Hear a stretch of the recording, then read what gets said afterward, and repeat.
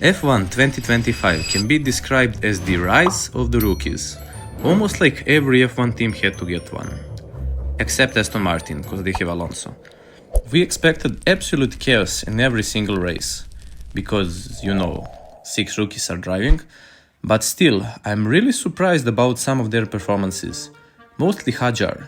I can't wait for him to get promoted and destroy his career in Red Bull. But what if I told you that there is a driver even better than all of this, who still didn't get his chance because of a few reasons, which we'll talk about later. Ladies and gentlemen, meet Felipe Drugovich. For those die-hard fans, you know him as a test driver for Aston Martin, appeared in FP once, but for those of you who don't know, he is the guy that should be in F1, but is not. And why is that?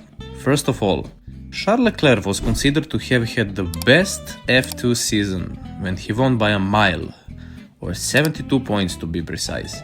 But this guy showed dominance like never before and won an F2 title by more than 100 points. Okay, 101, but still, he almost doubled Liam Lawson's points. There is an obvious question.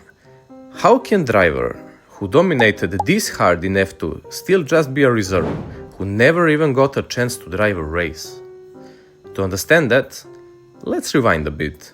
Felipe Drugovich, born in 2000, had a regular path of an F1 driver's career, karting, F3 and finally F2 in 2020. His first season he won 3 races and finished just 30 points behind Joe. 2021 was expected to be better, but he channeled his inner Stroll and started declining, so nobody cared about him anymore. But then, 2022 came, and oh boy.